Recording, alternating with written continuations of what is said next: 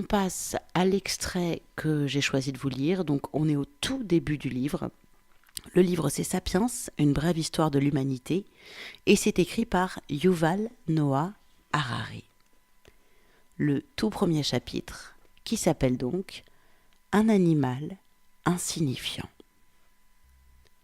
Il y a environ 13,5 milliards d'années, la matière, l'énergie, le temps et l'espace apparaissaient à l'occasion du Big Bang.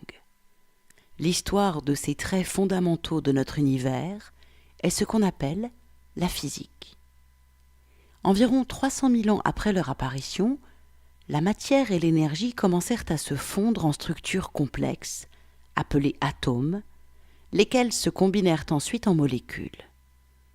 L'histoire des atomes, des molécules et de leurs interactions est ce qu'on appelle la chimie. Voici près de 3,8 milliards d'années, sur la planète Terre, certaines molécules s'associèrent en structures particulièrement grandes et compliquées, les organismes. L'histoire des organismes est ce qu'on appelle la biologie. Voici près de 70 000 ans, des organismes appartenant à l'espèce Homo sapiens commencèrent à former des structures encore plus élaborées, les cultures. Le développement ultérieur de ces cultures humaines est ce qu'on appelle l'histoire. 3 révolutions importantes infléchirent le cours de l'histoire. La révolution cognitive donna le coup d'envoi à l'histoire voici quelques 70 000 ans. La révolution agricole l'accéléra voici environ 12 000 ans. La révolution scientifique, engagée voici seulement 500 ans, pourrait bien mettre fin à l'histoire et amorcer quelque chose d'entièrement différent. Ce livre raconte comment ces 3 révolutions ont affecté les êtres humains et les organismes qui les accompagnent.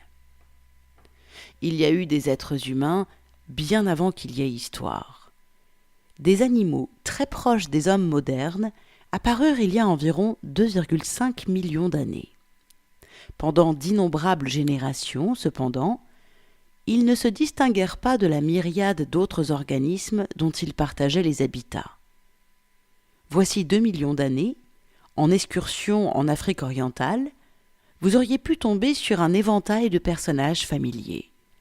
Des mères inquiètes câlinant leurs bébés et des bandes d'enfants insouciants jouant dans la boue, des jeunes capricieux en révolte contre les diktats de la société et des vieux fatigués qui demandaient seulement qu'on leur fiche la paix, des machos bombant le torse pour impressionner la beauté locale et de vieilles et sages matriarches qui avaient déjà tout vu. Ces hommes archaïques aimaient, jouaient, nouaient des amitiés et se disputaient rang et pouvoir. Mais les babouins, les chimpanzés et les éléphants en faisaient autant. Ils n'avaient rien de très particulier. Personne, et les humains moins que quiconque, n'imaginaient que leurs descendants marcheraient un jour sur la Lune, scinderaient l'atome, sonderaient le code génétique et écriraient des livres d'histoire. Ce qu'il faut avant tout savoir des hommes préhistoriques, c'est qu'ils étaient des animaux insignifiants, sans plus d'impact sur leur milieu que des gorilles, des lucioles ou des méduses. Les biologistes classent les organismes en espèces. On dit d'animaux qu'ils appartiennent à la même espèce s'ils ont tendance à s'accoupler l'un avec l'autre, donnant naissance à des rejetons féconds. Juments et ânes ont un ancêtre commun récent et partagent maints traits physiques. Sexuellement, cependant, ils ne s'intéressent guère les uns aux autres. Ils s'accoupleront si on les y pousse, mais ils donneront des mules ou des mulets stériles. Les mutations de l'ADN de l'âne ne sauraient donc jamais se transmettre aux chevaux et inversement. Les 2 types d'animaux sont considérés comme des espèces différentes, suivant des voies évolutives différentes. En revanche, un bulldog et un épagneul paraissent très différents, mais ils sont membres de la même espèce, partageant le même vivier d'ADN. Leur accouplement sera fructueux et leurs chiots, devenus adultes, pourront s'accoupler avec d'autres chiens et faire à leur tour des petits. Les espèces issues d'un ancêtre commun sont réunies sous le vocable de genre, en latin genus ou genera au pluriel. Lions, tigres, léopards et jaguars sont des espèces différentes du genre Panthera. Les biologistes baptisent les organismes d'un double nom latin, indiquant le genre suivi de l'espèce. Les lions, par exemple, portent le nom de Panthera leo, l'espèce Léo du genre Panthera. Les lecteurs de ce livre sont vraisemblablement tous des Homo sapiens, de l'espèce Sapiens, sage, et du genre Homo, homme. Les genres sont à leur tour regroupés en familles. Ainsi des chats, lions, guépards, chats domestiques, des chiens, loups, renards, chacals, ou des éléphants, éléphants, mammouths, mastodontes.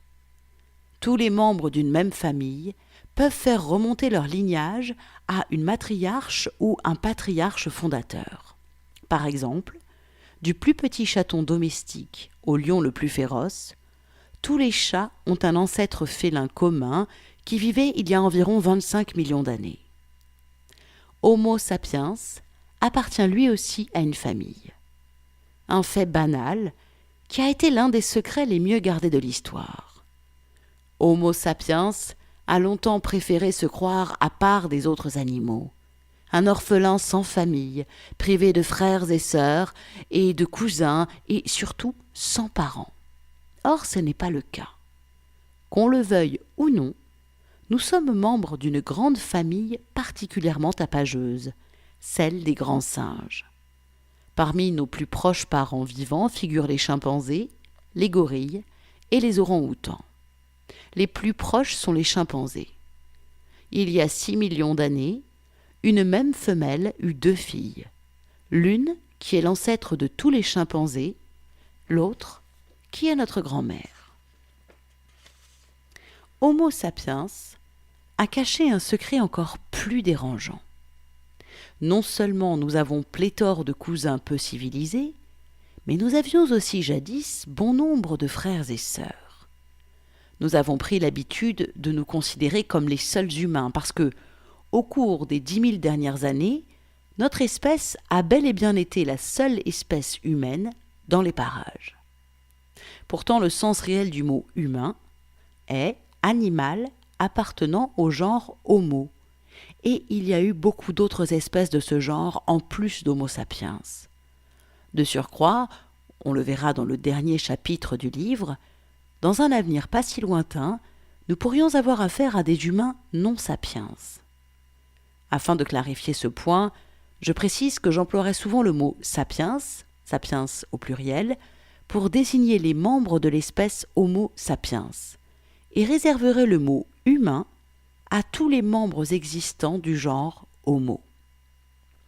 Les humains sont apparus en Afrique de l'Est voici environ 2,5 millions d'années, issus d'un genre antérieur de singes, Australopithecus ou Australopithèque, qui signifie singe austral. Il y a environ 2 millions d'années, une partie de ces hommes et femmes archaïques quittèrent leur foyer d'origine pour traverser et coloniser de vastes régions d'Afrique du Nord, d'Europe et d'Asie. La survie dans les forêts enneigées d'Europe septentrionale n'exigeant pas les mêmes qualités que la survie dans les jungles fumantes d'Indonésie, les populations humaines évoluèrent dans des directions différentes. Il en résulta diverses espèces distinctes, auxquelles les savants ont assigné des noms latins pompeux. Les humains d'Europe et d'Asie occidentale ont donné l'Homo néanderthalis, l'homme de la vallée de Néander, plus communément connu sous le nom de Néandertal.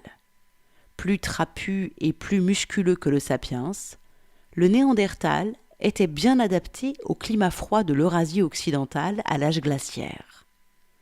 Les régions orientales de l'Asie étaient peuplées par l'Homo erectus, ou homme dressé, qui y survécut près de 2 millions d'années, ce qui en fait l'espèce humaine la plus durable qui ait jamais vécu. Il est peu probable que ce record soit jamais battu, même par notre espèce. Il est douteux qu'Homo sapiens soit encore dans les parages dans un millénaire, alors 2 millions d'années est tout à fait inconcevable. Sur l'île de Java, en Indonésie, vivait l'Homo soloensis, l'homme de la vallée de Solo, mieux armé pour vivre sous les tropiques. Sur une autre île indonésienne, l'îlot de Flores, vivaient des humains archaïques qui ont subi un processus de rabougrissement. Les humains atteignirent Flores quand le niveau de la mer était exceptionnellement bas et que l'île était aisément accessible depuis le continent. Quand le niveau des mers remonta, certains se trouvèrent pris au piège sur l'île, pauvres en ressources. Les grands éléments, qui ont besoin de beaucoup de nourriture, furent les premiers à mourir. Les plus petits survécurent bien plus facilement. Au fil des générations, la population de Flores devint une population de nains. Cette espèce unique, dont le nom scientifique est Homo floresiensis, ne dépassait pas 1 mètre pour un poids maximal de 25 kilos. Ils n'en furent pas moins capables de produire des outils de pierre et, à l'occasion, réussirent à chasser l'éléphant, même si, pour être honnête, il s'agissait aussi d'éléphants nains. En 2010, un autre frère perdu fut arraché à l'oubli quand des chercheurs fouillant la grotte de Denisova, en Sibérie, découvrirent une phalange fossilisée. L'analyse génétique prouva que le doigt était celui d'une espèce humaine encore inconnue, qu'on a baptisée du nom d'Homo denisova. Qui sait combien de nos parents perdus attendent d'être redécouverts dans d'autres grottes, sur d'autres îles, dans d'autres contrées. Pendant que ces humains évoluaient en Europe et en Asie, l'évolution ne s'arrêta pas en Afrique de l'Est. Le berceau de l'humanité continua de nourrir de nombreuses espèces nouvelles, telles que l'Homo rudolfensis, l'homme du lac Rodolphe, l'Homo ergaster, homme artisan, et finalement notre propre espèce, que nous avons immodestement baptisée du nom d'Homo sapiens, homme sage. Les membres de certaines de ces espèces étaient massifs, d'autres nains. Les uns étaient de redoutables chasseurs quand les autres étaient de faibles cueilleurs. Si certains ne quittèrent jamais leur île, beaucoup écumèrent les continents.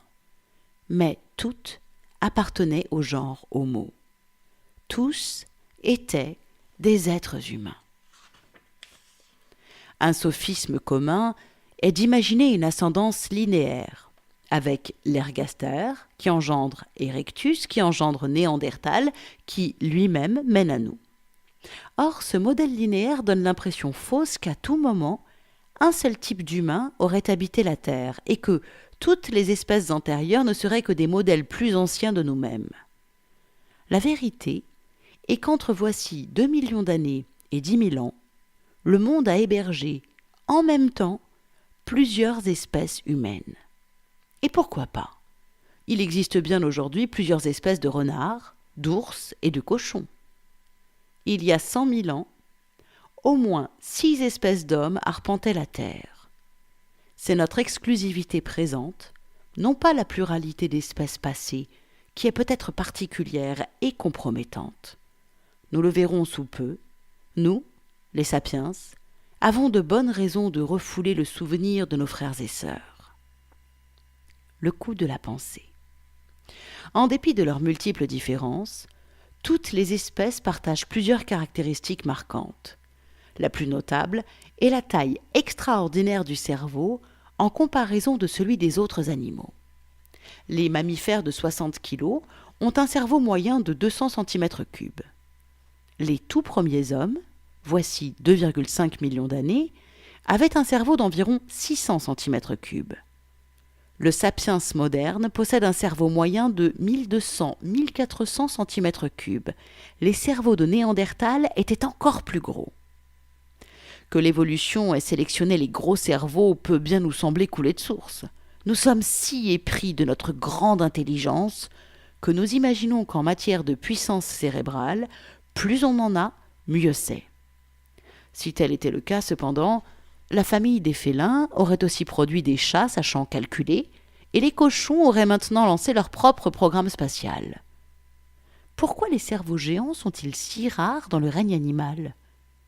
Un cerveau géant est épuisant pour le corps. Il n'est pas facile à trimballer, surtout enchâssé dans un crâne massif. Il est plus difficile encore à alimenter. Chez l'Homo sapiens, le cerveau représente autour de 2 à 3% du poids corporel total. mais ils consomment 25% de l'énergie du corps quand celui-ci est au repos, contre 8% seulement pour le cerveau des autres grands singes. Les humains archaïques payèrent leur gros cerveau de deux façons. Premièrement, ils passèrent plus de temps à chercher de quoi se nourrir. Deuxièmement, leurs muscles s'atrophièrent. Comme un gouvernement détourne des fonds de la défense vers l'éducation, les hommes détournèrent de l'énergie des biceps vers les neurones. Que ce soit une bonne stratégie pour survivre dans la savane ne va pas de soi. Si un chimpanzé ne peut l'emporter dans une discussion avec un Homo sapiens, le singe peut le déchiqueter comme une poupée de chiffon. Aujourd'hui, nos gros cerveaux donnent de bons résultats, car nous savons produire des voitures et des fusils qui nous permettent d'aller plus vite que les chimpanzés et de les abattre à bonne distance au lieu de lutter avec eux. Or, voitures et fusils sont un phénomène récent. Pendant plus de 2 millions d'années, les réseaux neuronaux de l'homme n'ont cessé de croître, mais en dehors de couteaux en silex ou de bâtons pointus, il n'était pas grand-chose de précieux pour l'attester. Comment expliquer l'évolution du cerveau humain massif au cours de ces 2 millions d'années ? Franchement, nous n'en savons rien. Un autre trait humain singulier est que nous marchons redressés sur deux jambes. Debout, il est plus facile de scruter la savane, de guetter le gibier ou l'ennemi, tandis que les bras, devenus inutiles pour la locomotion, sont libérés à d'autres fins, lancer des pierres ou des signaux par exemple. Plus ces mains pouvaient faire de choses, plus leurs propriétaires connaissaient de réussite, de sorte que la pression évolutive s'est traduite par une concentration croissante de nerfs et de muscles tout en délicatesse dans les paumes et les doigts. De ce fait, les humains peuvent accomplir avec leurs mains des tâches d'une extrême complexité. Ils peuvent notamment produire des outils élaborés. La première preuve d'une production d'outils date d'il y a environ 2,5 millions d'années. Et la manufacture et l'utilisation d'outils sont, selon les archéologues, les critères auxquels on reconnaît les anciens humains. Marcher redressé avait cependant son revers. Le squelette de nos ancêtres primates se développa des millions d'années durant pour supporter une créature qui marchait à quatre pattes et avait une tête relativement petite. S'ajuster à la position debout était un défi d'autant plus redoutable que l'échafaudage devait supporter un crâne extra large. L'espèce humaine paya sa hauteur de vue et ses mains industrieuses par des migraines et des raideurs dans la nuque. Pour les femmes, il y eut un prix supplémentaire. La position droite nécessitait des hanches plus étroites, resserrant le canal utérin, et ce, au moment précis où la tête des bébés devenait toujours plus grosse. La mort en couche fut un risque majeur pour les femelles humaines. Celles qui accouchaient tôt, quand le cerveau et la tête du bébé étaient encore relativement petits et souples, s'en sortaient mieux et pouvaient avoir plus d'enfants. En conséquence, la sélection naturelle favorisa les naissances précoces. De fait, en comparaison d'autres animaux, les humains naissent prématurés, alors que nombre de leurs systèmes vitaux sont encore sous-développés. Un poulain peut trottiner peu après sa naissance. Un chaton de quelques semaines quitte sa mère pour explorer le monde tout seul. Les bébés d'hommes sont démunis, tributaires durant de longues années de leurs aînés qui assurent leur nourriture, leur protection et leur éducation. Cet élément a grandement contribué aux extraordinaires capacités sociales de l'humanité comme à ses problèmes sociaux uniques. Avec leurs enfants accrochés à leur basque, les mères solitaires ne pouvaient guère trouver assez de nourriture pour leurs rejetons et pour elles-mêmes. Élever des enfants nécessitait l'aide constante des autres membres de la famille et des voisins. Il faut une tribu pour élever un homme. Ainsi, l'évolution favorisa-t-elle ceux qui sont capables de nouer de robustes liens sociaux. De surcroît, les humains naissant sous-développés, ils se prêtent bien mieux qu'aucun autre animal à l'éducation et à la socialisation. La plupart des mammifères sortent de la matrice telle une poterie émaillée d'un four. Vouloir la remodeler, c'est seulement risquer de l'égratigner ou de la briser.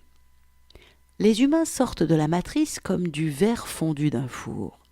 On peut les tourner, les étirer et les façonner avec un étonnant degré de liberté.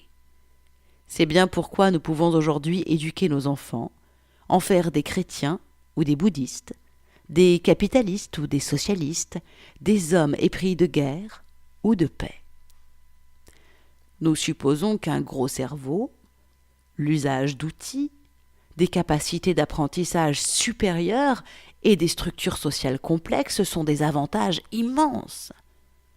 Que ceci ait fait de l'espèce humaine l'animal le plus puissant sur Terre paraît aller de soi. Or, 2 bons millions d'années durant, les humains ont joui de tous ces avantages en demeurant des créatures faibles et marginales. Les humains qui vivaient voici 1 million d'années, malgré leur gros cerveau et leurs outils de pierre tranchants, connaissaient la peur constante des prédateurs, du gros gibier rarement chassé et subsistaient surtout en cueillant des plantes, en ramassant des insectes, en traquant des petits animaux et en mangeant les charognes abandonnées par d'autres carnivores plus puissants. Un des usages les plus courants des premiers outils de pierre consistait à ouvrir les os pour en extraire la moelle. Selon certains chercheurs, telle serait notre niche originelle. De même que la spécialité des pics est d'extraire les insectes des troncs d'arbres. De même, les premiers hommes se spécialisèrent dans l'extraction de la moelle. Pourquoi la moelle ? Eh bien, imaginez que vous observiez une troupe de lions abattre et dévorer une girafe. Vous attendez patiemment qu'ils aient fini. Mais ce n'est pas encore votre tour à cause des chacals et des hyènes. Vous n'avez aucune envie de vous frotter à eux, qui récupèrent les restes.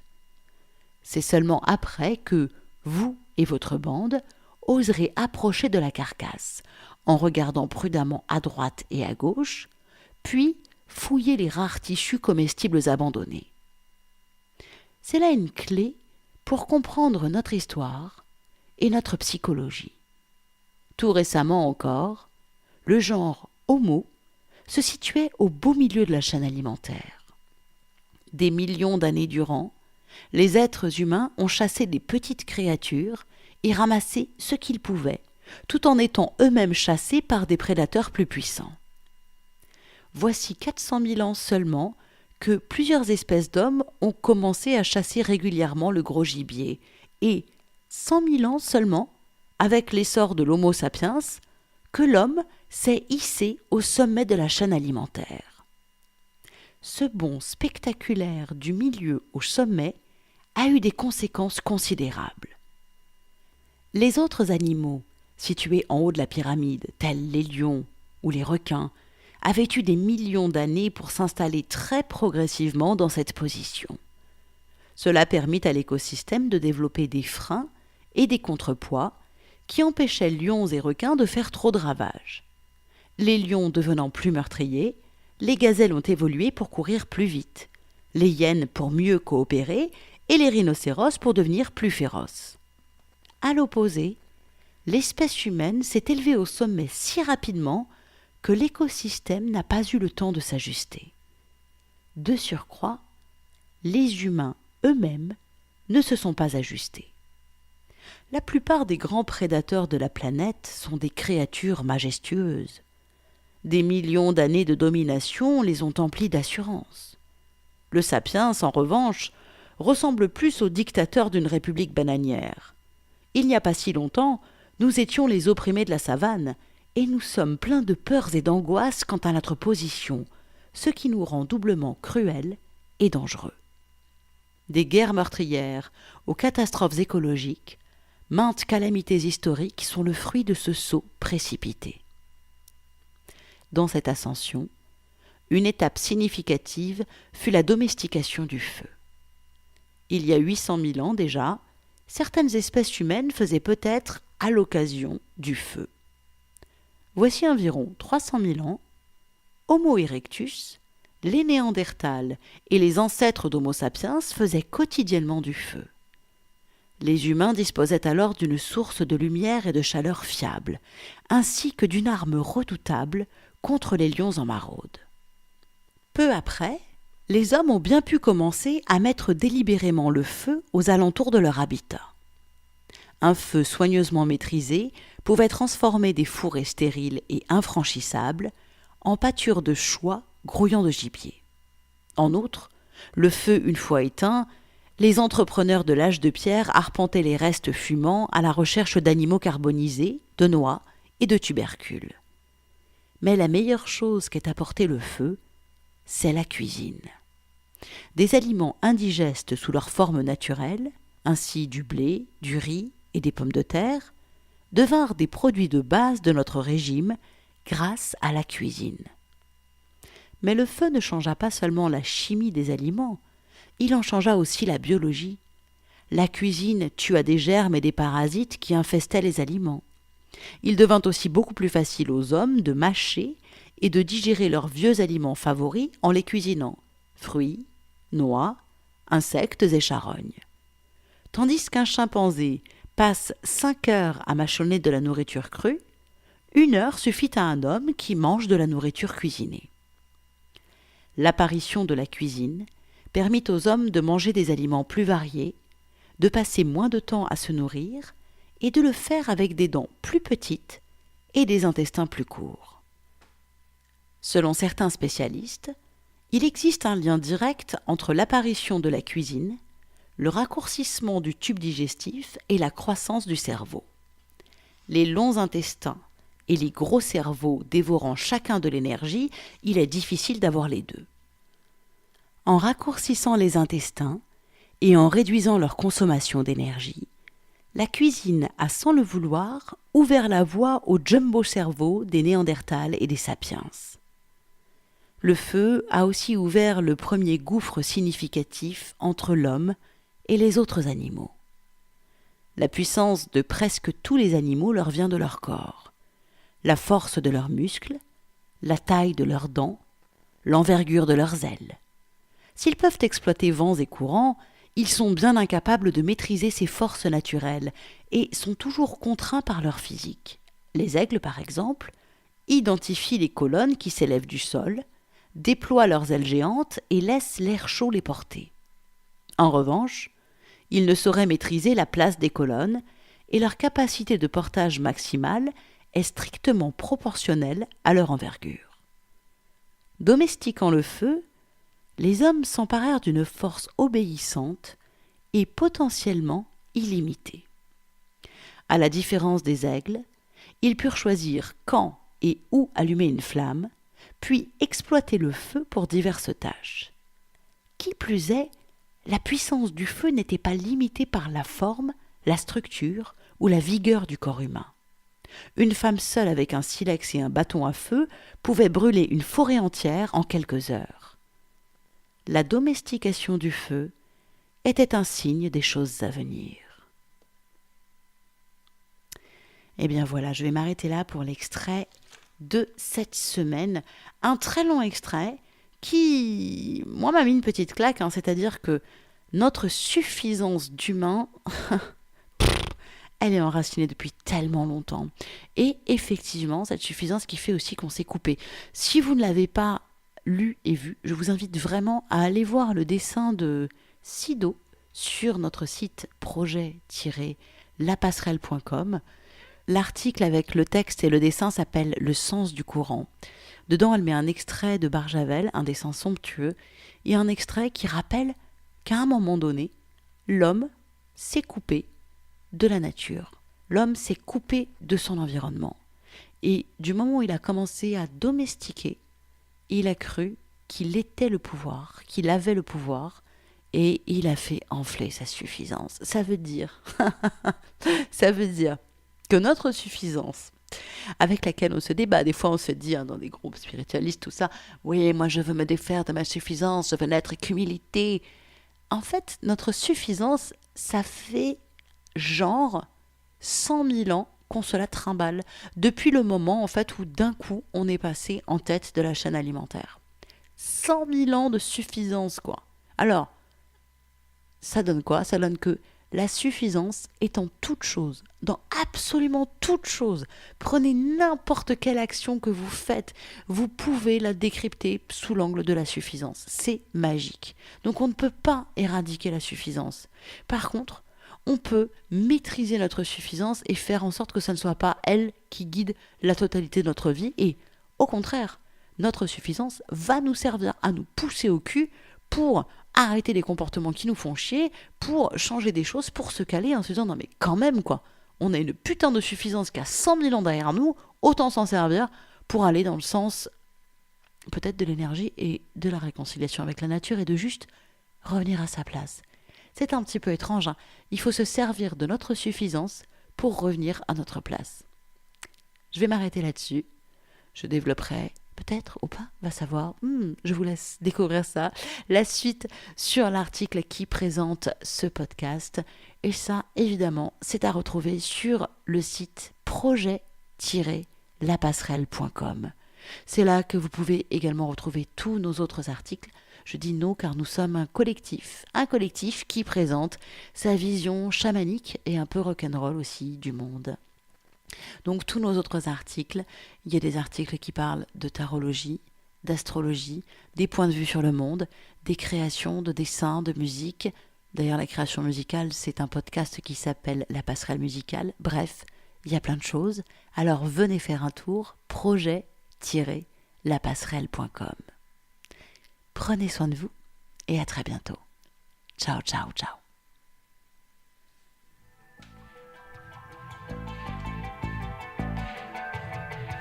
Retrouvez-nous chaque semaine sur projet-lapasserelle.com, les carnets de route d'un chaman du XXIe siècle.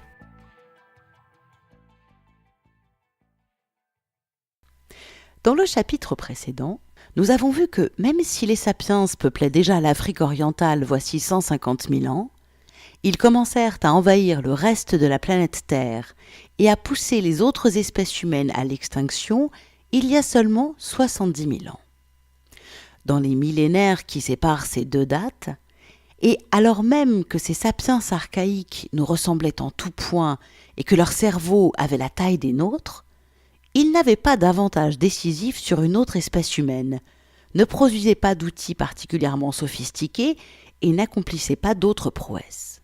En fait, dans la première rencontre attestée entre sapiens et Néandertal, ce sont ces derniers qui gagnèrent.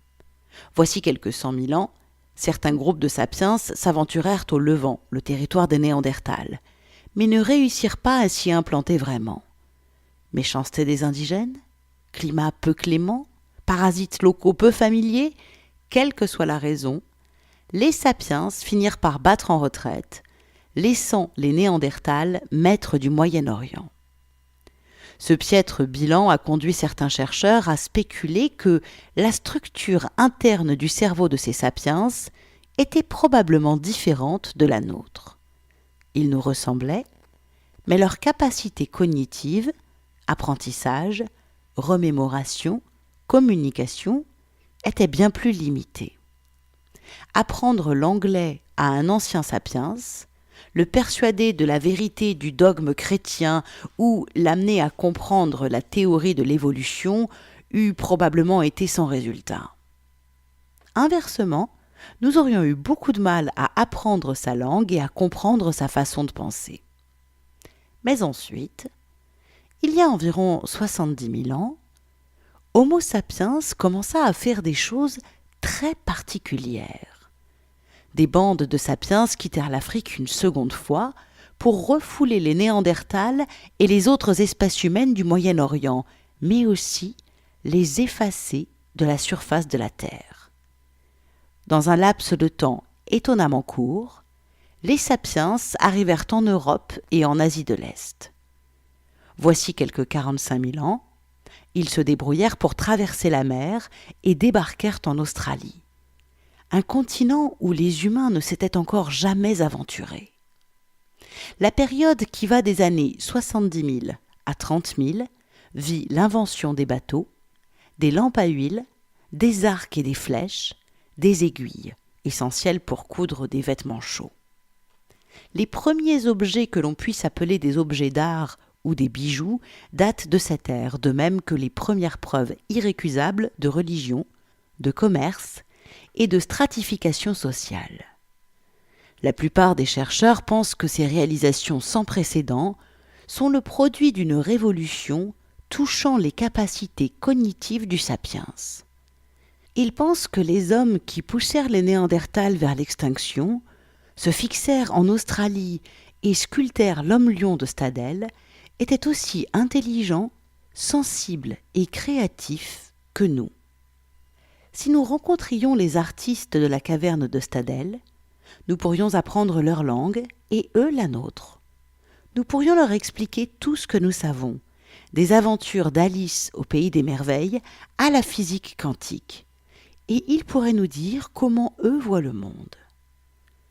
L'apparition de nouvelles façons de penser et de communiquer entre 70 000 et 30 000 ans constitue la révolution cognitive. Quelle en fut la cause ? Nous n'avons pas de certitude. Selon la théorie la plus répandue, des mutations génétiques accidentelles changèrent le câblage interne du cerveau des sapiens, leur permettant de penser de façon sans précédent et de communiquer en employant des langages d'une toute nouvelle espèce. Nous pourrions parler à ce propos de mutation de l'arbre de la connaissance. Pourquoi s'est-elle produite dans l'ADN des sapiens plutôt que dans celui des Néandertals ? Pur hasard, pour autant qu'on puisse le dire. Mais il importe davantage de comprendre les conséquences de la mutation de l'arbre de la connaissance que ses causes. Que possédait de si particulier la nouvelle langue des sapiens qu'elle nous ait permis de conquérir le monde ? Ce n'était pas la première langue. Tous les animaux possèdent une sorte de langage. Même les insectes, comme les abeilles et les fourmis, savent communiquer de manière subtile, s'informant mutuellement des endroits où trouver de la nourriture. Ce ne fut pas non plus le premier langage vocal. Beaucoup d'animaux, y compris toutes les espèces de singes, ont des langages vocaux. Les singes verts, par exemple, communiquent par diverses sortes d'appels vocaux. Les zoologistes ont identifié un appel qui signifie « Attention, un aigle !» et un autre, un peu différent, « Attention, un lion !» Quand les chercheurs ont passé un enregistrement du premier appel à un groupe de singes, ceux-ci ont suspendu leurs activités pour regarder en l'air, apeurés. Entendant un enregistrement du second appel, concernant les lions, le même groupe s'est empressé de grimper à un arbre. Le sapiens produit plus de sons distincts que les singes verts, mais les baleines et les éléphants ont également des capacités impressionnantes.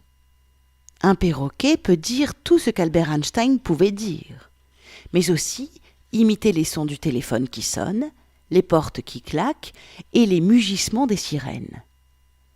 Quelle est donc la singularité de notre langage ? La réponse la plus courante est qu'il est d'une étonnante souplesse. Nous pouvons associer un nombre limité de sons et de signes pour produire un nombre infini de phrases, chaque fois avec un sens distinct. Ainsi, pouvons-nous assimiler, stocker et communiquer une prodigieuse quantité d'informations sur le monde qui nous entoure. Un singe vert peut crier à ses congénères « Attention, un lion !» Mais un humain moderne peut raconter à ses amis que ce matin, près du coude de la rivière, il a vu un lion suivre un troupeau de bisons. Il peut indiquer l'endroit exact, y compris les différents sentiers qui y conduisent. Fort de cette information, les membres de sa bande peuvent y réfléchir et en discuter. Doivent-ils aller vers la rivière, éloigner le lion et chasser le bison ? Selon une deuxième théorie, notre langage unique aurait évolué comme moyen de partager des informations sur le monde. Mais l'information la plus importante qu'il fallait transmettre concernait les humains, non pas les lions ou les bisons. Notre langage a évolué comme une manière de bavarder. Suivant cette théorie, Homo sapiens est essentiellement un animal social. La coopération sociale est la clé de notre survie et de notre reproduction. Il ne suffit pas aux hommes et aux femmes de savoir où sont les lions et les bisons. Il importe bien davantage pour eux de savoir qui dans leur bande est qui couche avec qui est honnête, qui triche. La quantité d'informations qu'il faut obtenir et emmagasiner pour suivre les relations en perpétuelle évolution de quelques douzaines d'individus seulement est renversante. Pour une bande de 50 individus, il y a 1225 relations de personne à personne et d'innombrables combinaisons sociales plus complexes. Tous les singes montrent un vif intérêt pour ces informations sociales, mais ils ont du mal à bavarder efficacement. Les Néandertals et les Homo sapiens archaïques avaient probablement aussi du mal à parler dans le dos des autres. Une faculté très calomniée qui est en vérité essentielle à la coopération en nombre. Les nouvelles capacités linguistiques que le sapiens moderne a acquises voici quelques 70 millénaires lui ont permis de bavarder des heures d'affilée.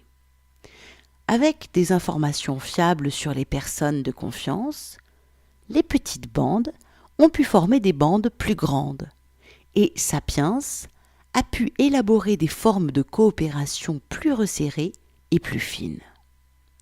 On pourrait croire à une plaisanterie, mais de nombreuses études corroborent cette théorie du commérage.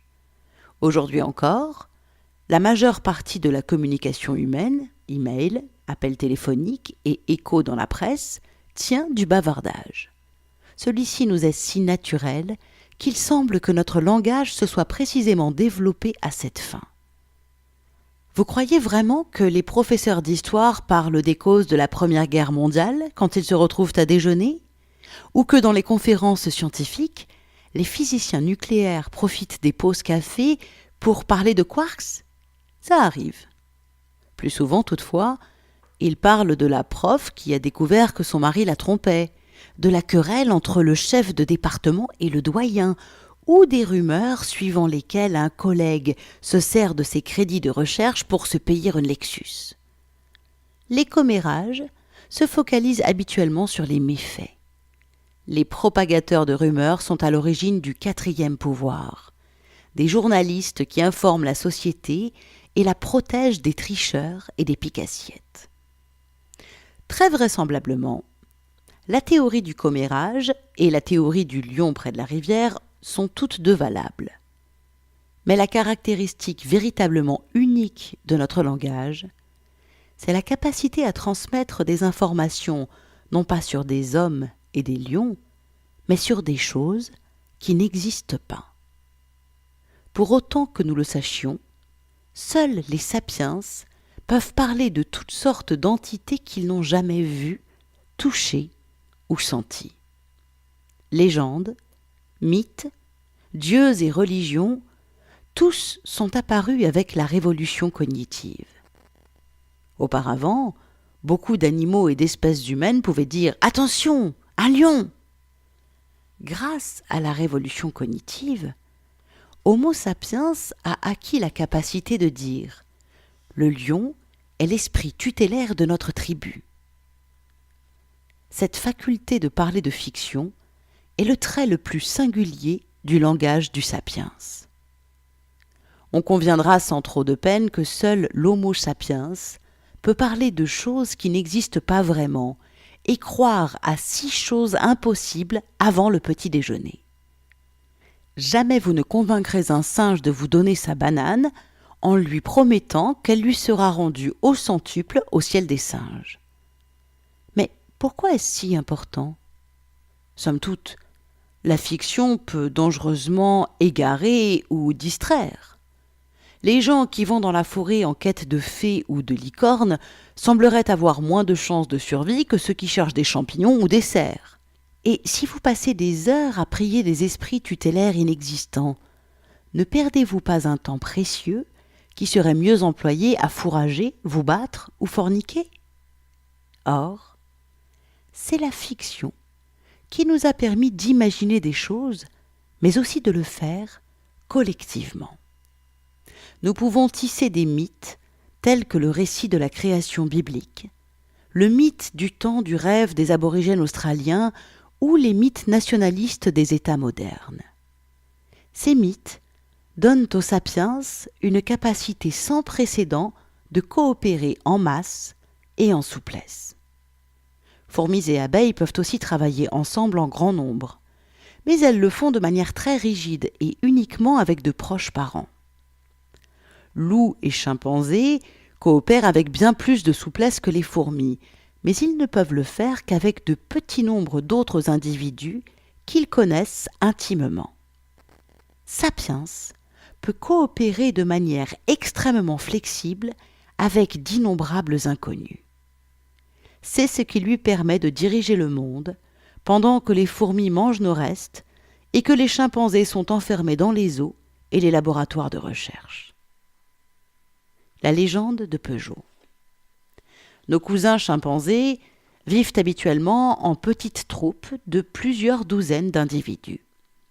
Ils nouent des amitiés solides, chassent ensemble et se serrent les coudes contre les babouins, les guépards et les chimpanzés ennemis. Leur structure sociale a tendance à être hiérarchisée. Le membre dominant, presque toujours un mâle, est appelé mâle alpha. Les autres mâles et femelles montrent leur soumission au mâle alpha en s'inclinant devant lui tout en poussant des grognements, à la manière des sujets qui font des courbettes devant le roi. Le mâle alpha s'efforce de faire régner l'harmonie sociale au sein de sa troupe. Quand deux individus se battent, il intervient pour faire cesser la violence. Avec moins de bienveillance, il pourrait monopoliser des aliments particulièrement convoités et empêcher les mâles subalternes de s'accoupler avec les femelles.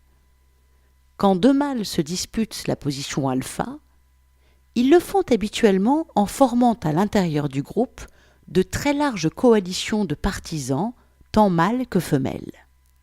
Les liens entre membres d'une coalition reposent sur des contacts intimes quotidiens, étreintes, caresses, baisers, toilettes et échanges de faveurs. De même que les politiciens en campagne serrent les mains et embrassent les bébés, de même, dans un groupe de chimpanzés, les aspirants à la position la plus haute passent beaucoup de temps à embrasser, taper sur le dos et bisouiller les bébés. Le mâle alpha conquiert habituellement sa position non pas par une force physique supérieure, mais parce qu'il dirige une coalition grande et stable. Ces coalitions jouent un rôle central non seulement au cours des luttes ouvertes pour la position alpha, mais dans presque toutes les activités au jour le jour. En temps de trouble, les membres d'une coalition passent plus de temps ensemble, partagent la nourriture et s'entraident. Il existe des limites claires à la taille des groupes qui peuvent se former et se maintenir ainsi. Pour que ça marche, tous les membres du groupe doivent se connaître intimement.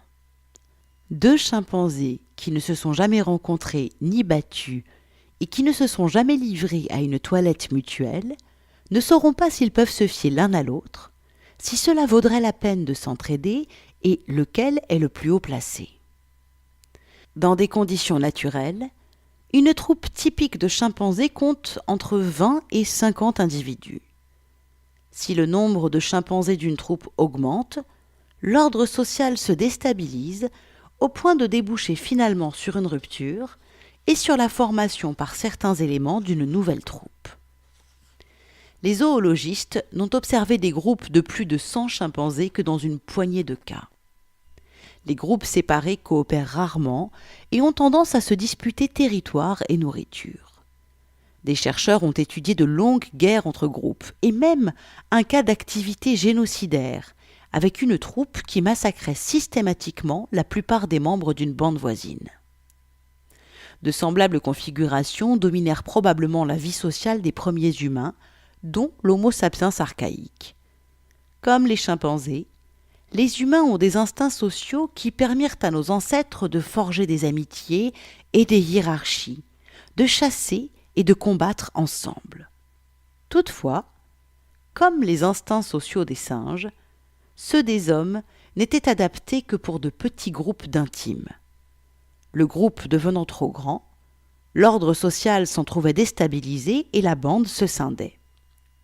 Même si une vallée particulièrement fertile pouvait nourrir 500 sapiens archaïques, il n'y avait pas moyen pour tant d'inconnus de vivre ensemble. Comment choisir qui serait le chef? Qui devrait chasser et où? Qui devrait s'accoupler? Dans le sillage de la révolution cognitive, le bavardage aida Homo sapiens à former des bandes plus larges et plus stables. Mais lui-même a ses limites. La recherche sociologique a montré que la taille naturelle maximale d'un groupe lié par le commérage est d'environ 150 individus. La plupart n'en peuvent connaître intimement plus de 150. On retrouve la même limite quant au bavardage efficace. Aujourd'hui encore, le seuil critique de la capacité d'organisation humaine se situe autour de ce chiffre magique. En deçà de ce seuil, les communautés, les entreprises, les réseaux sociaux et les unités militaires peuvent se perpétuer en se nourrissant essentiellement de connaissances intimes et de rumeurs colportées. Nul n'est besoin de rang officiel, de titres et de codes de loi pour maintenir l'ordre. Un peloton de 30 soldats ou même une compagnie de 100 soldats peuvent parfaitement fonctionner sur la base de relations intimes, avec un minimum de discipline formelle. Un sergent respecté peut devenir le roi de la compagnie et peut même exercer une autorité sur des officiers. Une petite affaire familiale peut survivre et prospérer sans conseil d'administration, ni PDG, ni service de comptabilité. Une fois franchi le seuil de 150 individus, cependant, les choses ne peuvent plus fonctionner ainsi. On ne conduit pas une division forte de milliers de soldats comme on dirige un peloton. Les entreprises familiales qui réussissent traversent généralement une crise quand elles prennent de l'importance et embauchent du personnel. Si elles ne savent pas se réinventer, elles font faillite. Comment Homo sapiens a-t-il réussi à franchir ce seuil critique pour finalement fonder des cités de plusieurs dizaines de milliers d'habitants et des empires de centaines de millions de sujets? Le secret réside probablement dans l'apparition de la fiction. De grands nombres d'inconnus peuvent coopérer avec succès en croyant à des mythes communs. Toute coopération humaine à grande échelle, qu'il s'agisse d'un État moderne, d'une église médiévale, d'une cité antique ou d'une tribu archaïque, s'enracine dans des mythes communs qui n'existent que dans l'imagination collective. Les églises s'enracinent dans des mythes religieux communs. Deux catholiques qui ne se sont jamais rencontrés peuvent néanmoins partir en croisade ensemble ou réunir des fonds pour construire un hôpital parce que tous deux croient que Dieu s'est incarné et s'est laissé crucifier pour racheter nos péchés. Les États s'enracinent dans des mythes nationaux communs. Deux Serbes qui ne se sont jamais rencontrés peuvent risquer leur vie pour se sauver l'un l'autre parce que tous deux croient à l'existence d'une nation serbe, à la patrie serbe et au drapeau serbe. Les systèmes judiciaires s'enracinent dans des mythes légaux communs. Deux juristes qui ne se sont jamais rencontrés peuvent néanmoins associer leurs efforts pour défendre un parfait inconnu parce que tous deux croient à l'existence des lois, de la justice, des droits de l'homme et des honoraires qu'ils touchent. Pourtant, aucune de ces choses n'existe, hors des histoires que les gens inventent et se racontent les uns aux autres. Il n'y a pas de Dieu dans l'univers, pas de nation, pas d'argent, pas de droits de l'homme, ni loi, ni justice, hors de l'imagination commune des êtres humains. Nous comprenons aisément que les primitifs cimentent leur ordre social en croyant aux fantômes et aux esprits et se rassemblent à chaque pleine lune pour danser autour du feu de camp. Ce que nous saisissons mal, c'est que nos institutions modernes fonctionnent exactement sur la même base. Prenez l'exemple du monde des entreprises. Les hommes d'affaires et les juristes modernes sont en fait de puissants sorciers.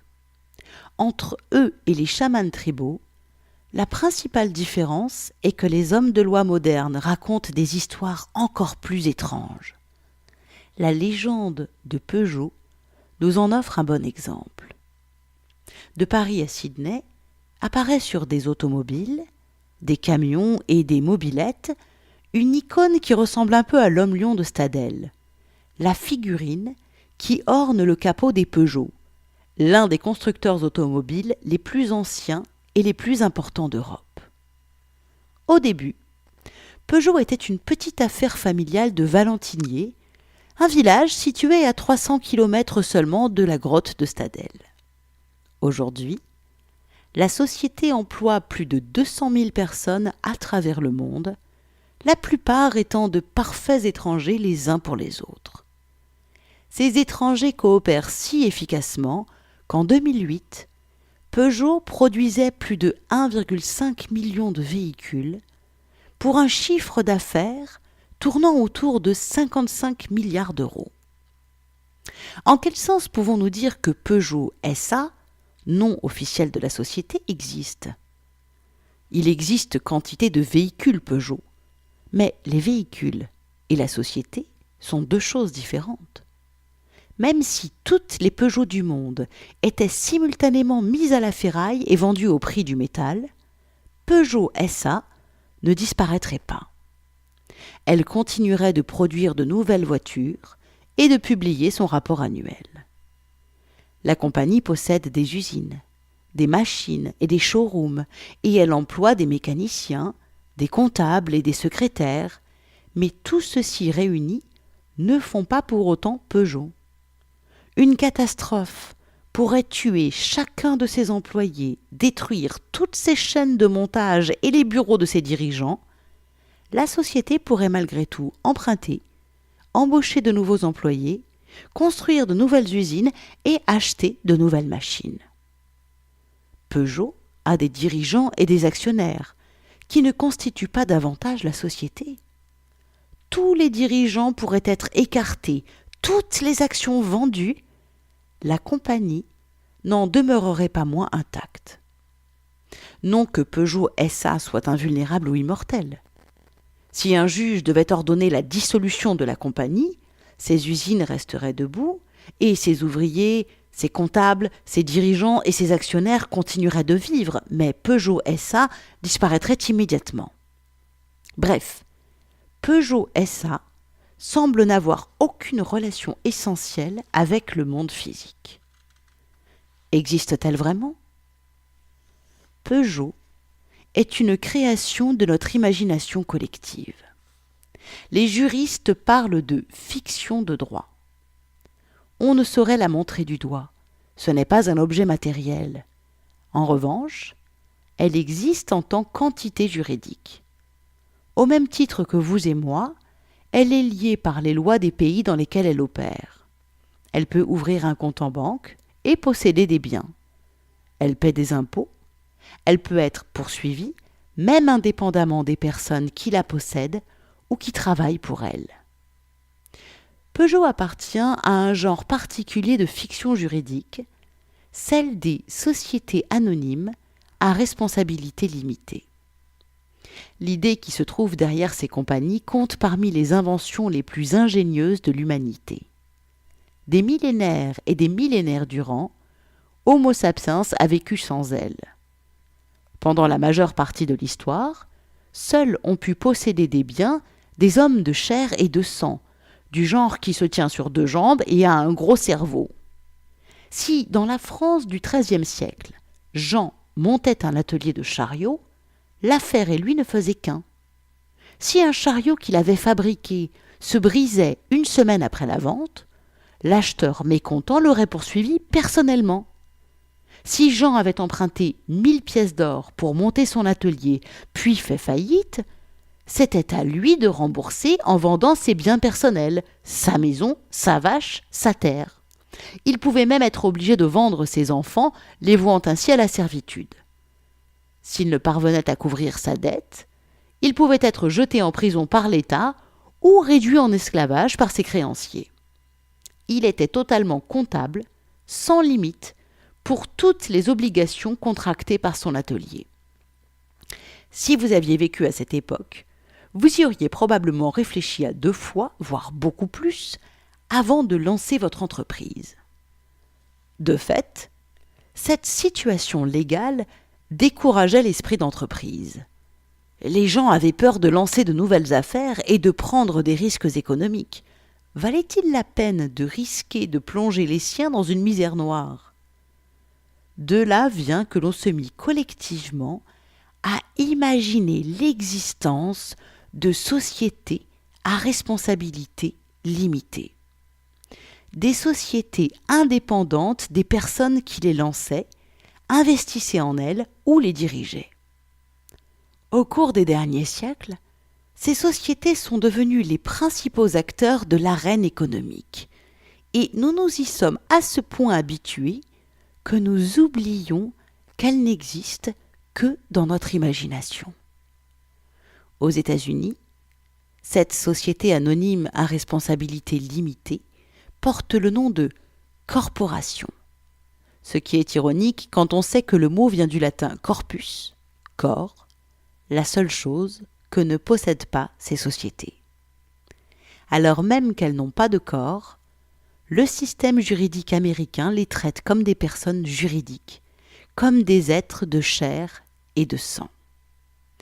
Tel était aussi le cas du système français en 1896, quand Armand Peugeot, qui avait hérité de ses parents un atelier produisant des ressorts, des scies et des bicyclettes, décida de se lancer dans l'automobile. S'il donna son nom à la société, celle-ci resta indépendante de lui. Si une voiture tombait en panne, l'acheteur pouvait poursuivre Peugeot, mais pas Armand Peugeot. Si la société empruntait des millions avant de faire faillite, Armand Peugeot ne devait pas le moindre franc à ses créanciers.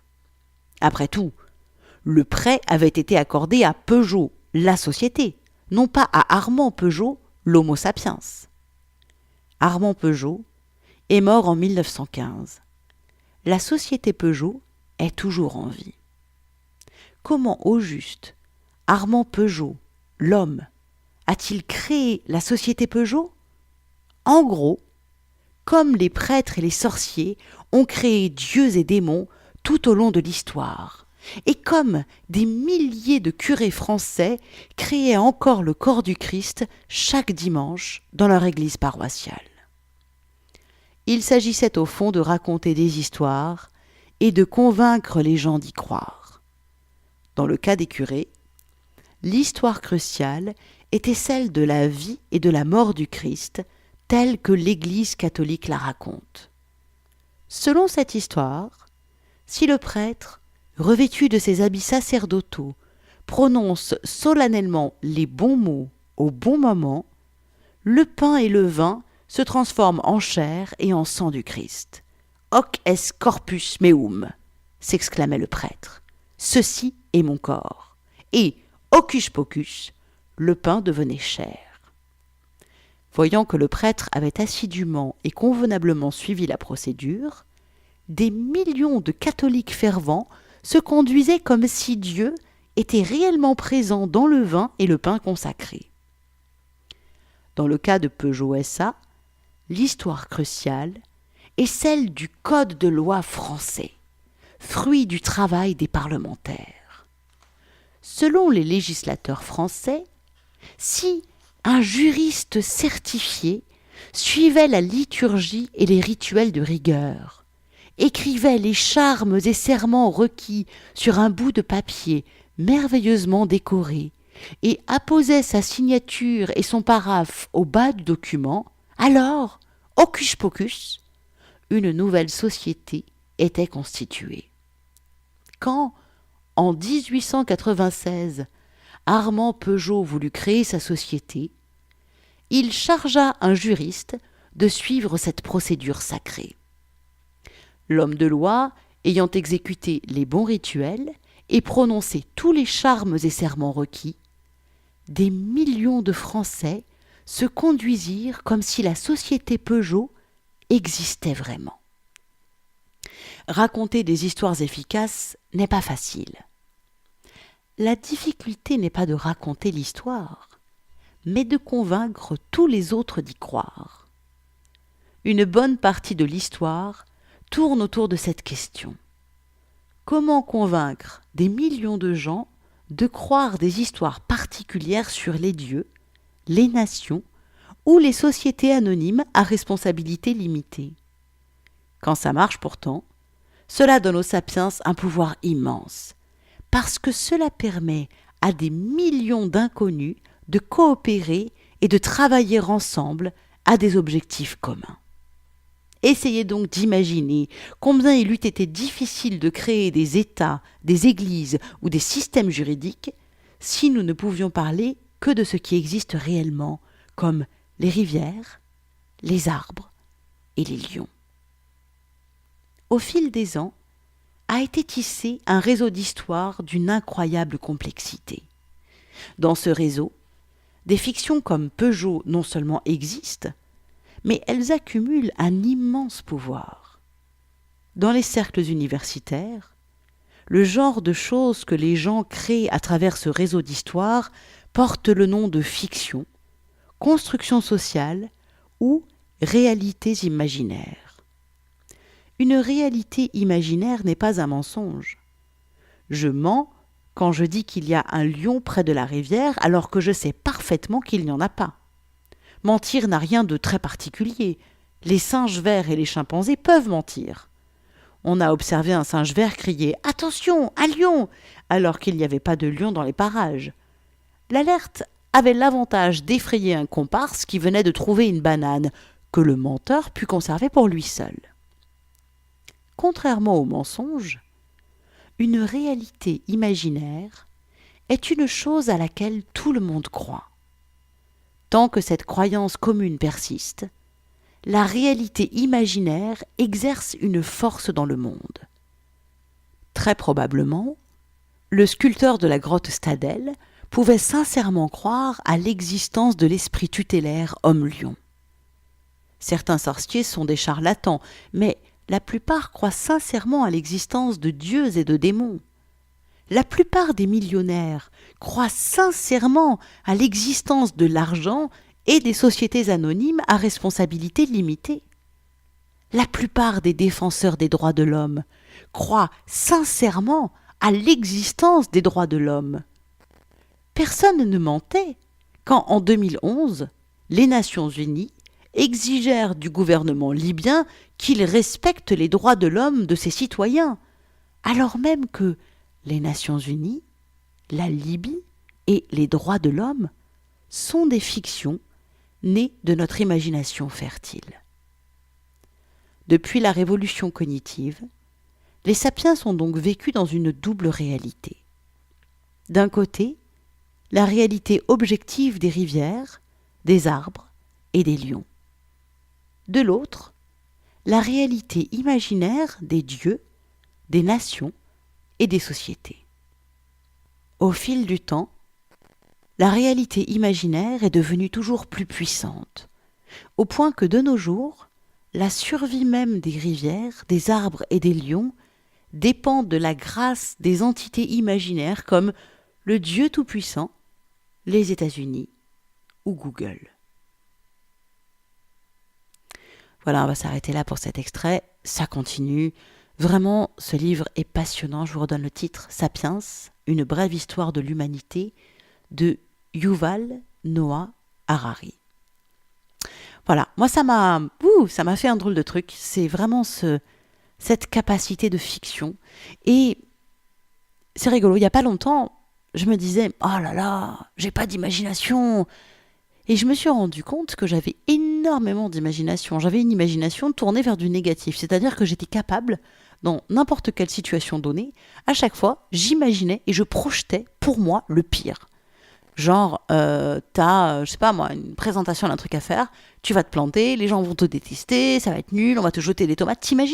J'imaginais toujours le pire. Et du coup, je me suis rendu compte à quel point l'imaginaire était présent dans ma vie, alors même que je pensais qu'il n'y était pas. C'est juste que je le tournais uniquement pour le pire.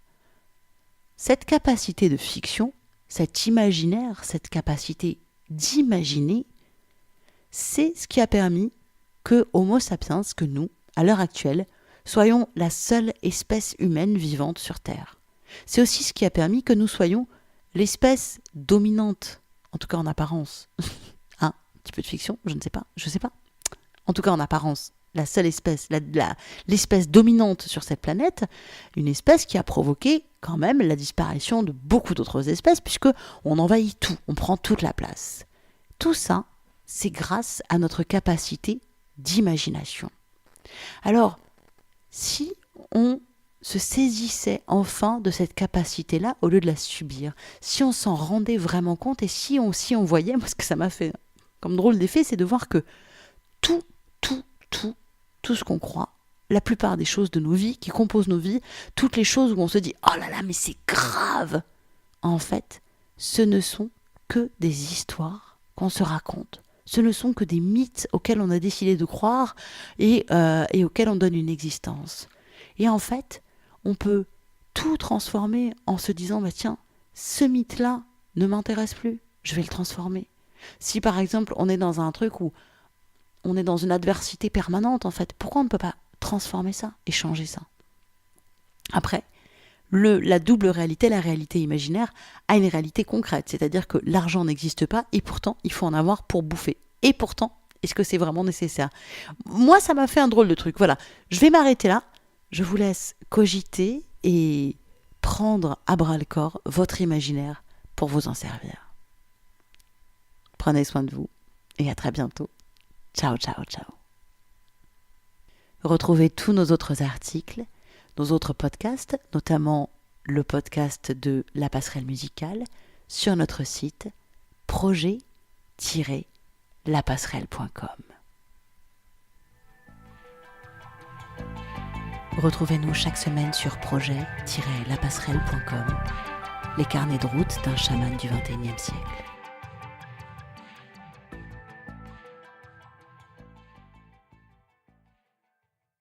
Pour comprendre notre nature, notre histoire et notre psychologie, il nous faut entrer dans la tête de nos ancêtres chasseurs-cueilleurs. Pendant la quasi-totalité de leur histoire, les sapiens ont été des fourrageurs. Les 200 dernières années, au cours desquelles des nombres toujours croissants de sapiens ont gagné leur pain quotidien comme travailleurs urbains et employés de bureau, et les 10 000 années antérieures, durant lesquelles les sapiens ont vécu du travail de la terre et des troupeaux, sont un clin d'œil en comparaison des dizaines de milliers d'années durant lesquelles nos ancêtres ont chassé et cueilli. Suivant la psychologie de l'évolution, qui est aujourd'hui un domaine florissant, nombre de nos caractéristiques sociales et psychologiques actuelles ont été façonnées au cours de cette longue ère préagricole. Aujourd'hui encore, à en croire les spécialistes, nos cerveaux et nos esprits sont adaptés à une vie de chasse et de cueillette. Nos habitudes alimentaires, nos conflits et notre sexualité sont tous le fruit de l'interaction de nos esprits de chasseurs-cueilleurs et de notre environnement post-industriel actuel avec ses mégalopoles, ses avions, ses téléphones et ses ordinateurs. Cet environnement nous assure plus de ressources matérielles et une vie plus longue qu'à aucune autre génération antérieure. De ce fait, cependant, nous nous sentons souvent aliénés, déprimés et pressurés. Si l'on veut comprendre pourquoi, soutiennent les spécialistes de psychologie de l'évolution, il nous faut sonder le monde du chasseur-cueilleur qui nous a façonnés, le monde qu'inconsciemment nous continuons d'habiter. Par exemple, pourquoi nous gorgeons-nous d'aliments hypercaloriques qui ne font guère de bien à notre corps? Les sociétés d'abondance actuelles sont en proie au fléau de l'obésité, qui se répand rapidement dans les pays en voie de développement.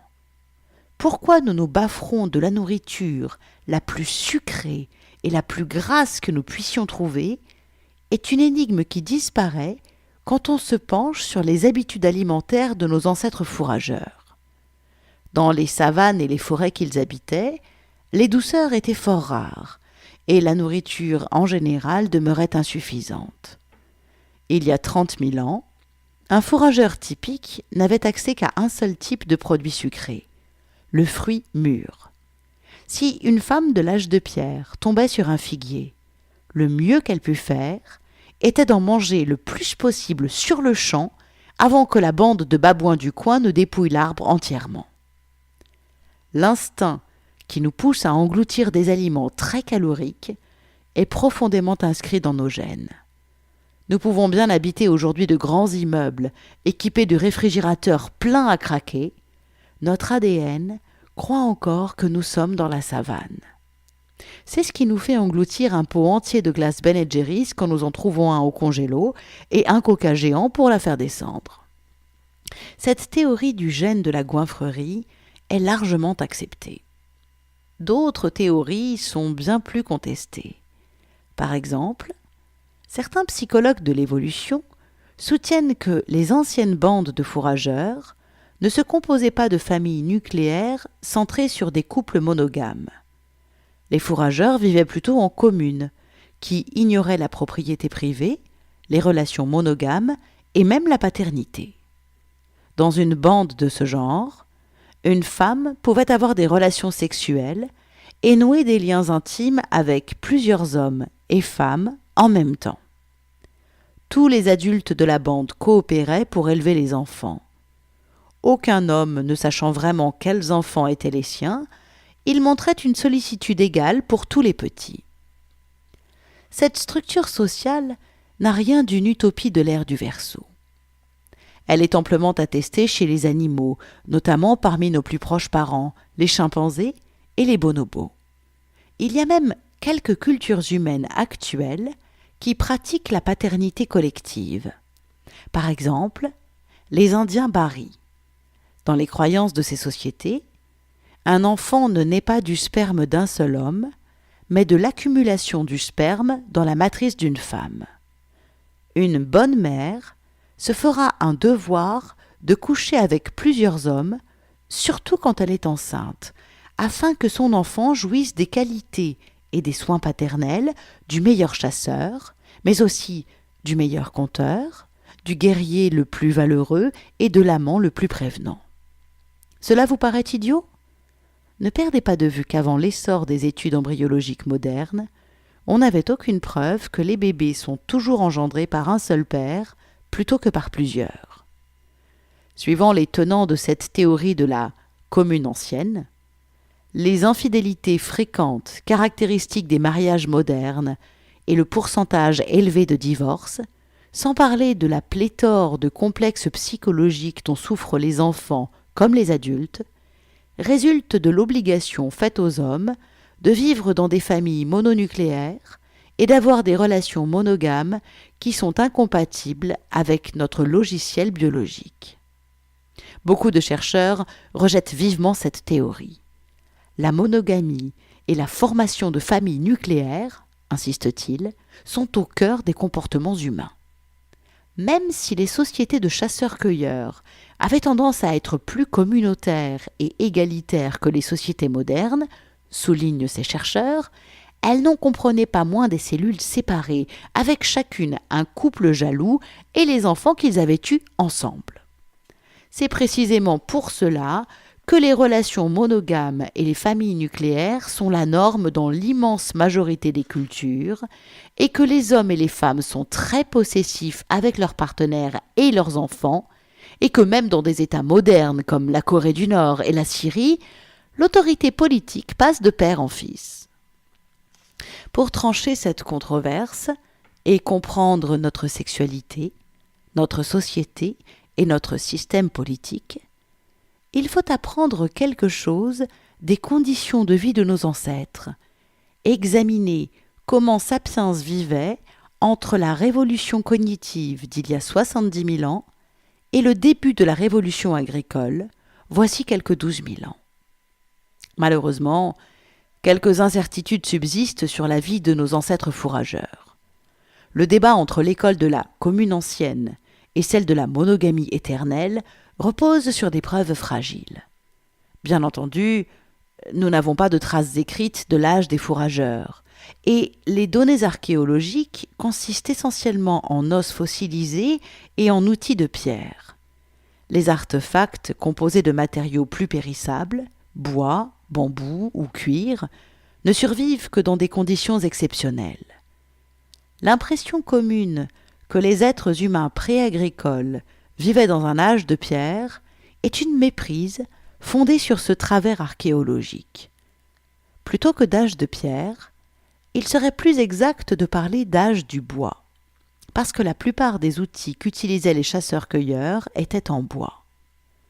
Toute reconstruction de la vie des anciens chasseurs-cueilleurs à partir d'artefacts survivants est extrêmement problématique.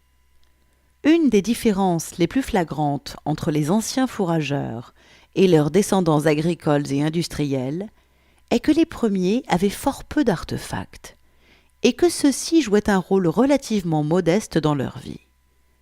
Au cours de sa vie, un membre typique d'une société d'abondance moderne possédera plusieurs millions d'artefacts, des voitures et des maisons aux couches jetables et aux packs de lait.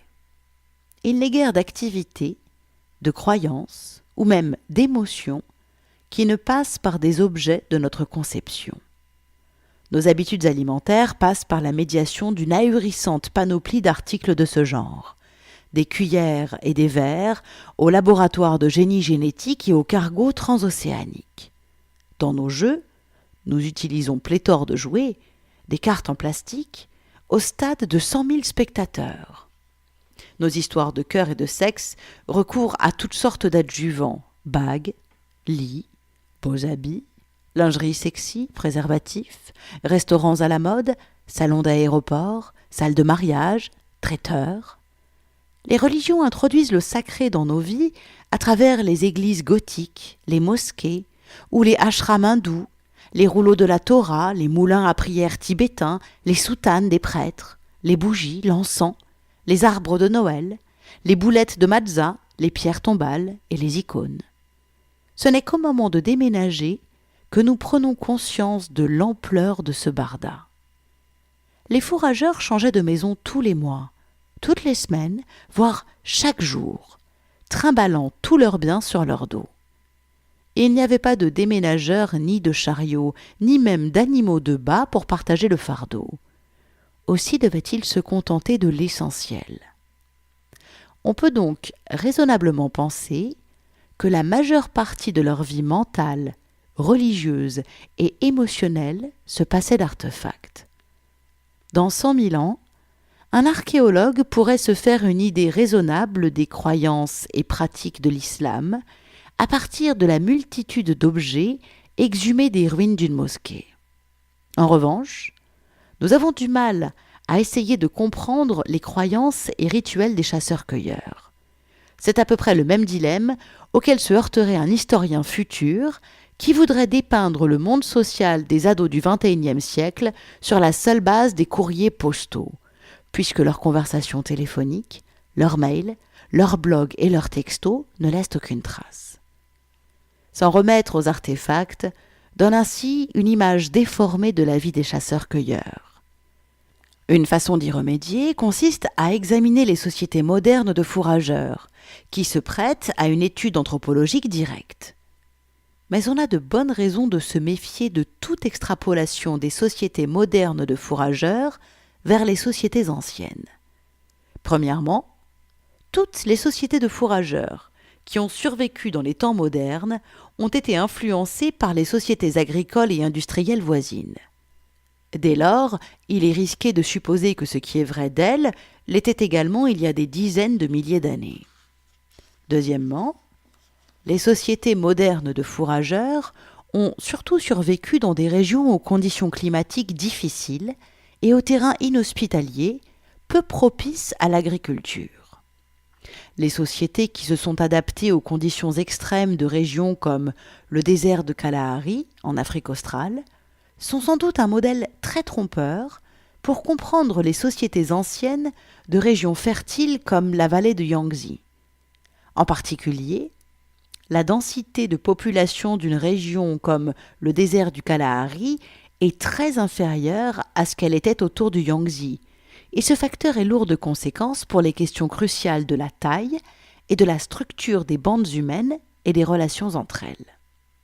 Troisièmement, la caractéristique la plus notable des sociétés de chasseurs-cueilleurs est précisément leur grande diversité.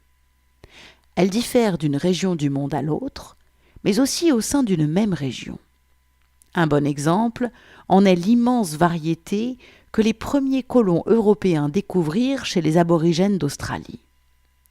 Juste avant la conquête britannique, entre 300 000 et 700 000 chasseurs-cueilleurs vivaient sur le continent, dans un nombre de tribus compris entre 200 et 600, chacune d'elles étant à son tour divisée en plusieurs bandes. Chaque tribu avait sa langue, ses normes et ses coutumes. Autour de l'actuelle Adélaïde, en Australie méridionale, vivaient plusieurs clans patrilinéaires qui se réclamaient d'un ascendant paternel. Ces clans s'associaient en tribus sur une base strictement territoriale. En revanche, certaines tribus du nord de l'Australie donnaient plus d'importance à l'ascendant maternel, et l'identité tribale de la personne dépendait de son totem plutôt que de son territoire. Il tombe sous le sens que la diversité ethnique et culturelle des anciens chasseurs-cueilleurs était aussi impressionnante, et que les 5 à 8 millions de fourrageurs qui peuplaient le monde à la veille de la révolution agricole étaient divisés en milliers de tribus séparées, avec des milliers de langues et de cultures différentes. C'était somme toute un des principaux legs de la révolution cognitive. Du fait de l'apparition de la fiction, même les populations de constitution génétique identique vivant dans des conditions écologiques similaires pouvaient créer des réalités imaginaires très différentes, qui se manifestaient à travers des normes et des valeurs elles-mêmes différentes. Par exemple, on a toutes les raisons de penser qu'une bande de fourrageurs qui vivait il y a 30 000 ans sur le terrain où se dresse aujourd'hui l'université d'Oxford parlait une langue différente de celle qu'utilisait la bande qui fourrageait du côté de l'actuelle université de Cambridge. Une bande pouvait être belliqueuse, l'autre pacifique. Peut-être celle de Cambridge vivait-elle en communauté, quand celle d'Oxford reposait sur des familles nucléaires. Les Cambridgiens pouvaient passer de longues heures à sculpter dans le bois des statues de leur esprit tutélaire, tandis que les Oxoniens célébraient leur culte par la danse. Peut-être les premiers croyaient-ils à la réincarnation, que les seconds tenaient pour une sottise. Les relations homosexuelles pouvaient être acceptées chez les uns, tabous chez les autres. Autrement dit, tandis que les observations anthropologiques des fourrageurs modernes peuvent nous aider à comprendre certaines possibilités offertes aux fourrageurs, l'horizon des possibles était bien plus large et nous demeure pour l'essentiel caché. L'horizon des possibles désigne tout le spectre des croyances, pratiques et expériences ouvertes à une société particulière, compte tenu de ses limites écologiques, techniques et culturelles. Chaque société et chaque individu n'explore qu'une infime fraction de leur horizon de possibles. Les débats enflammés autour du mode de vie naturel d'Homo sapiens passent à côté de l'essentiel. Depuis la révolution cognitive, il n'y a pas eu un seul mode de vie naturel pour les sapiens. Il n'existe que des choix culturels parmi un éventail de possibles ahurissants.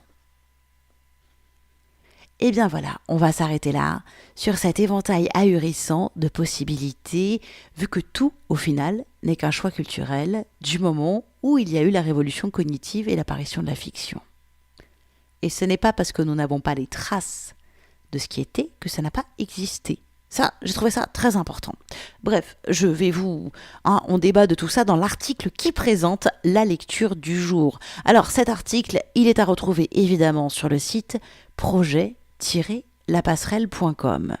voilà, j'ai envie un petit peu de développer. J'avoue que les points qui m'ont particulièrement interpellée, c'est cette notion de ce n'est pas parce qu'on n'a pas de preuves et de traces que ça n'a pas existé, puisque, bah oui, le bois, le bambou, le cuir, bah, ça a quand même, c'est un petit peu plus que 200 ans, on est carrément aux alentours d'il y a 30 000 ans, donc ça commence à faire beaucoup, donc évidemment, ça tient pas la route.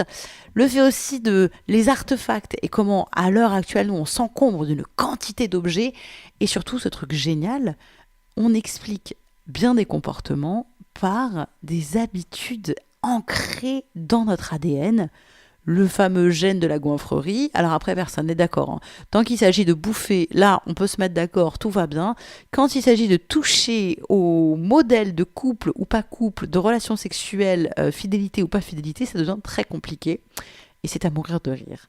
Alors, le rythme des lectures a un petit peu changé. Maintenant, c'est une fois tous les 15 jours. Ouais, c'est dur. Mais du coup, ça tombe bien. Vous pouvez réécouter celle-là, vous pouvez réécouter les précédentes parce qu'il y a quand même beaucoup d'informations à chaque fois. Et ça, c'est cool. C'est quand même des lectures un petit peu longues. Donc, dans 15 jours, je vous lis la suite. On va parler du coup de ce qu'on peut déduire de ces premières sociétés de chasseurs-cueilleurs et voir comment ça éclaire nos sociétés actuelles modernes. Oui, vous en voulez en savoir plus, vous mourrez d'impatience. Eh bien, soyez patient, un petit peu de patience. Eh ouais, ça sera la suite dans 15 jours. En attendant, vous pouvez retrouver tous les précédents podcasts et puis l'article qui présente ce podcast sur le site projet-lapasserelle.com. C'est là que vous retrouvez aussi tous nos autres articles, puisque nous sommes un collectif. Donc vous allez trouver des articles qui parlent d'astrologie, on fait des analyses de nouvelles lunes, des articles qui parlent de tarot, des compositions musicales inédites. Oui, ça c'est en podcast. Le podcast s'appelle La Passerelle Musicale. Bref, plein de choses. Allez faire un tour sur le site, n'hésitez pas. Si vous aimez les lectures un petit peu plus osées, vous pouvez aussi, je vous invite à découvrir mon autre podcast qui s'appelle Les lectures érotiques de Charlie. Mais attention, je ne sais pas si ça passe dans la communauté scientifique. Donc, projet-lapasserelle.com, ça, c'est notre vision chamanique du monde. On vous attend, à vos commentaires. On a hâte de vous lire. Prenez soin de vous et à très vite. Ciao, ciao, ciao. Retrouvez-nous chaque semaine sur projet-lapasserelle.com, les carnets de route d'un chaman du XXIe siècle.